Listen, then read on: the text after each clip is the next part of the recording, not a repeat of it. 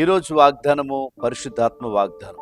పరిశుద్ధ గ్రంథమైన బైబిల్లో నుంచి ఈ వాగ్దానాన్ని చదువుకుందాం. 103వ కీర్తన 13వ వచనాన్ని మనం చదువుకుందాం. తండ్రి తన కుమారుల ఎడల జాలిపడినట్లు యెహోవా తన యందు భయభక్తులు గల వారి ఎడల జాలిపడును.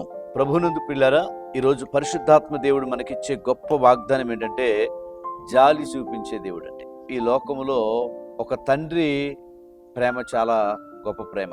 ఎందుకు అనంటే కొన్నిసార్లు తండ్రి శిక్షిస్తాడు, కానీ భౌతికంగా శిక్షించిన హృదయంలో చాలా ప్రేమిస్తాడు. కొన్నిసార్లు బిడ్డలు చాలా తప్పు చేస్తే అందరూ గుర్తుపెట్టుకుంటారేమో, కానీ తండ్రి వాటన్నిటిని క్షమించి వదిలేసి మరలా తిరిగి ప్రేమిస్తాడు.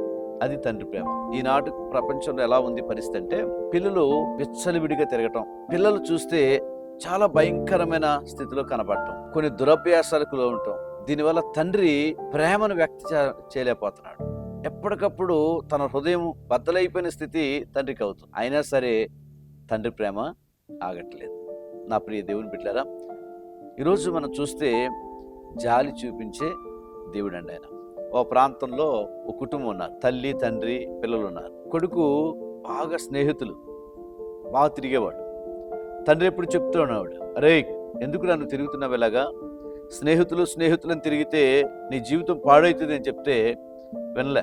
ఒక రోజుకి వచ్చే లోపల తండ్రి ఒక మాట అన్నాడని, తండ్రి పరిస్థితిని బట్టి గద్దించాడని, కొడుకు స్నేహితుల మాటిని తల్లిని, తండ్రిని, కుటుంబాన్ని విడిచిపెట్టి వెళ్ళిపోయాడండి. వెళ్ళిపోయి కొన్ని రోజుల పాటు అలా. కానీ తండ్రి ప్రేమ కలిగిన తండ్రి కదా, ఎదురు చూస్తా ఉన్నాడు. ఈ రోజన్నా నా కొడుకు వస్తాడేమో, ఈ రోజన్నా వస్తాడేమో అని ఎదురు చూస్తున్నాడు. కానీ ఒక రోజుకి వచ్చే లోపల ప్రియమైన దేవుని బిడ్డలారా, జరిగిన విషయం ఏంటంటే, ఓ లెటర్ వచ్చింది తండ్రికి. ఆ లెటర్లో ఏం రాయబడదంటే, నానా నిజంగా నీవు ఎన్నోసార్లు చెప్పినా నేను వినలేదు, నీ మాట ధిక్కరించాను. నేను ఏ స్నేహితులు నమ్ముకున్నానో ఆ స్నేహితులు నాతో కొండోలే ఉన్నారు. ఇప్పుడు వాళ్ళు నన్ను వదిలేసి వెళ్ళిపోయారు. నా స్థితి చాలా ఘోరంగా ఉంది. నీవు నన్ను ఎంత ప్రేమించావో ఆ ప్రేమ నాకు ఎక్కడ దొరకట్లేదు. నన్ను క్షమించవా, ఈ పాపని క్షమించవా అని ఒక లెటర్ రాశాడు. వెంబటే లెటర్ ఎక్కడి నుంచి వచ్చి తెలుసుకొని కొంతమందిని పంపించి ఆ కుమారుడిని తీసుకొచ్చాడు.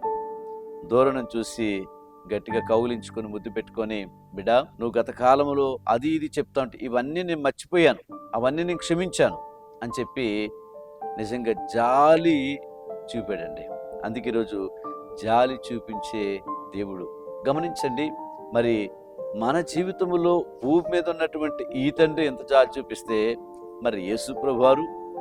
కాబట్టి ఈరోజు ఆయనని ఎడల జాలి చూపించి మరలా నేను గుర్తు చేసుకుంటాడు. నీ కుటుంబాన్ని గుర్తు చేసుకున్నాడు, నీ పిల్లలను గుర్తు చేసుకున్నాడు, నీ ప్రతి పరిస్థితి దేవుడు గుర్తు చేసుకుంటాడు. ఈరోజు ఎంతమంది బర్త్డే జరుపుకుంటున్నారో, హ్యాపీ బర్త్డే టు యూ. దేవుడు దయని కిరీటం ఇచ్చి మిమ్మల్ని ఆశీర్వదించును గాక. ఎంతమంది యానివర్సరీ చేసుకుంటున్నారో ప్రత్యేకంగా దేవుడు మిమ్మల్ని అన్ని విధాలుగా ఆశీర్వదించును గాక. ప్రార్థన చేసుకుందాం. ప్రేమగల యేసయ్యా నీకు వందనాలు. ఈరోజు ఎంతమంది వాగ్దానాన్ని వింటున్నారో, చూస్తున్నారో, క్లెయిమ్ చేసుకున్నారో వారందరి జీవితంలో మీరు గొప్ప కార్యం చేయండి. వారందరి జీవితంలో జాలి చూపించే తండ్రిగా వారి జీవితంలో మరలా వారిని గుర్తు చేసుకుని గొప్ప అద్భుతాలు చేయండి. యేసు నామములో ప్రార్థిస్తున్నాం తండ్రి, ఆమేన్.